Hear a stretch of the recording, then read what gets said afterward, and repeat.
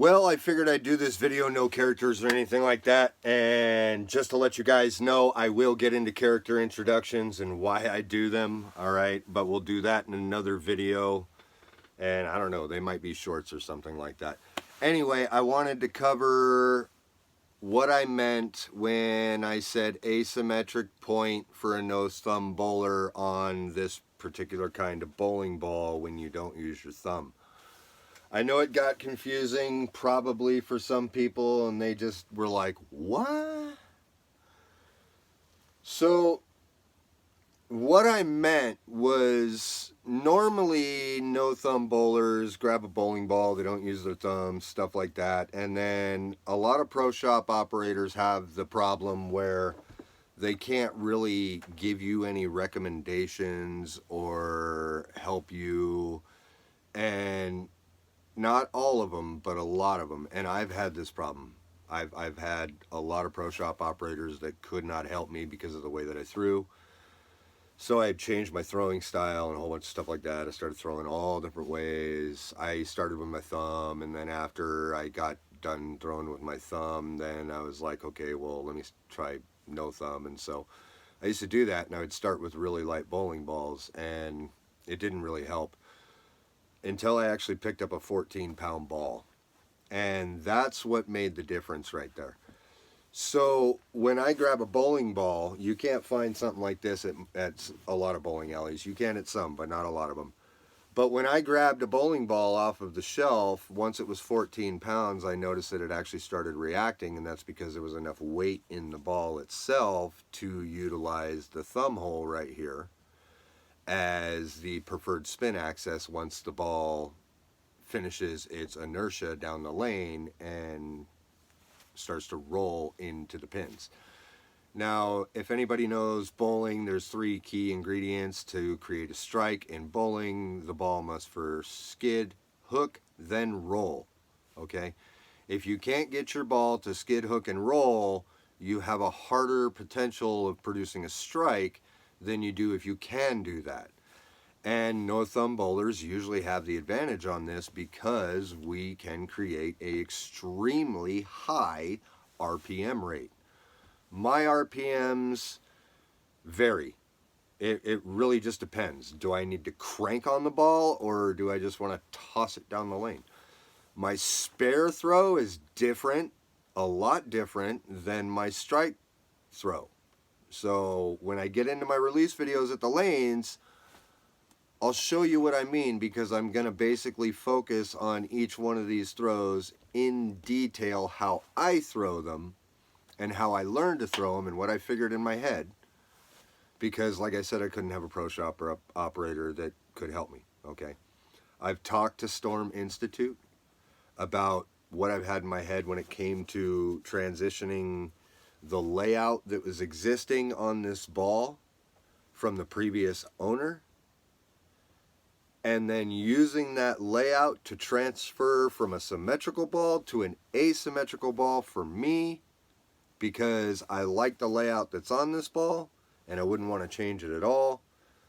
So I had made a couple of calls, and they told me that if I measured the thumb hole as a mass bias point, then I can take the layout that I can create off this bowling ball and transfer it to another bowling ball, and it would operate the same, but it wouldn't have a thumb hole. But that's only for asymmetrical balls, okay? That's what I meant by that, okay?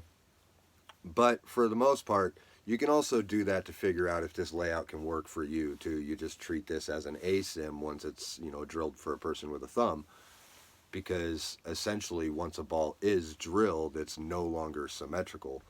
And the point of the most mass removed is going to be the preferred spin axis of the ball, and 90% of the time, that's the thumb.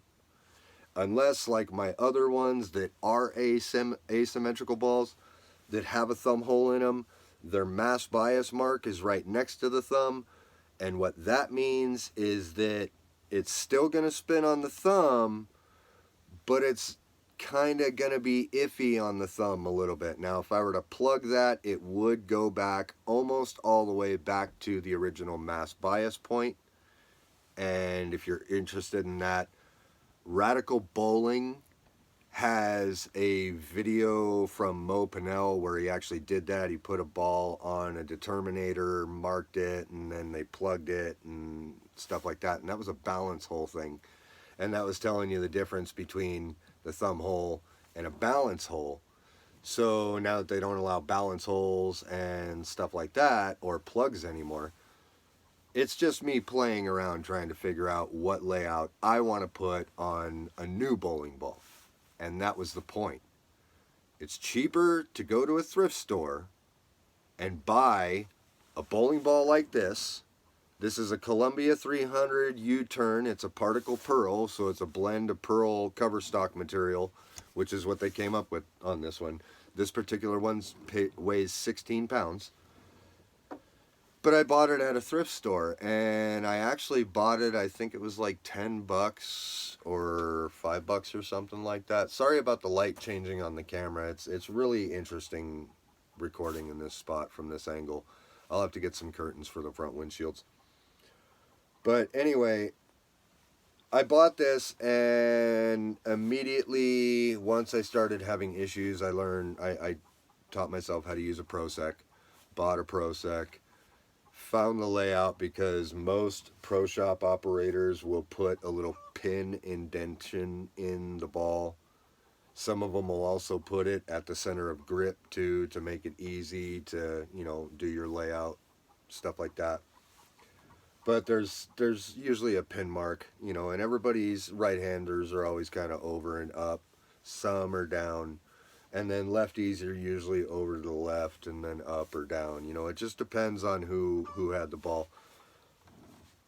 But you grab it, and if you know what you're looking at, you can look at it and go, okay, I think this might work, and you can buy it, and you could do what I did. You can do the layout yourself, and then you can get a ball and then take it to a pro shop operator so that he can drill it, and then you can run the layout by him and then be like, look, this is what I have in mind because this is the ball that I got the layout from, and it really, really works for me, and I want this exact layout on that asymmetrical ball with 2 holes in it, so that if I ever wanted to go bowl in some tournament or something like that, I can. Okay, because right now I can't bowl in any tournaments or nothing like that, because none of the bowling balls that I have are legal. All of them have thumb holes. I don't bowl with my thumb consistently, and some of them not only have thumb holes, but some of them have been plugged and re-drilled, so that's an automatic disqualification too. Plus, honestly, I think my arsenal is just way too old. But that was the point. I didn't want to buy a new bowling ball, have it drilled, and then be like, and then I get down the line, my PAP shifts, and I have to go and buy a whole brand new ball. They're really, really expensive. So I figured I would make this video just to cover what I meant when I said asymmetrical point and why I kind of said that. My next video for bowling, I'm going to cover the releases, okay? Because I know a lot of people probably looked at that one-hand release and was like, what do you mean mistake? He just said that you can't do this in his video, that it's a mistake, that a lot of new bowlers do this. But then when I do the one-handed release in my short, I said there was a trick to it, okay? Now, that trick I have to show you at the lanes because it's a movement that I can't do here on camera. But it's almost the same type of movement, and that's what I'm going to have to get into in the next video, okay? So I hope you like this one. Do me a favor, share this with a friend if they have any bowling questions or anything like that. Have them ask me, because I've come up with a lot of stuff that a lot of pro shop operators are like, oh yeah, you can totally do that, you can totally do that, but none of them have ever been able to pinpoint my PAP, and it's because I am almost all over the place, and the ones, I don't know if it's just a pro shop operator thing or something like that, but I estimate my PAP to shift about 1/8 to 1/4 of an inch on any given throw in a 5 to 10 throw series. So I don't really think it's that big of a deal, considering if you look at one of Mo Pinnell's other videos, he talks about this pin location, and you don't see a change unless you move it more than 3/4 of an inch. So if your PAP shifts by 1/4 of an inch within the same region, I really didn't think it was that big a deal, but that was me personally, and that's another reason why I started doing this. But anyway, I'm going to go ahead and wrap it up. You guys take care. Let me know if you have any questions on bowling or anything like that. And my next video, like I said, I'm going to cover the one-handed release that has that special trick to it. Because honestly, that's the same throw that I use when I throw my spare shots. Especially the 10-pin. And man, if you like hockey, that's something to keep in mind. Also, before I wrap this up, there's 3 things I keep in mind. How to bowl, how to make my ball act like a hockey stick, and then billiards. Yeah, that's right, pool. And I'll explain that one later in the other video, all right? So you guys take care. Do me a favor. Leave a like on this video. Smash that subscribe button and kick the bell out the window. And if you think anybody can use any information on this, share it with a friend, all right? I'm going to get out of here.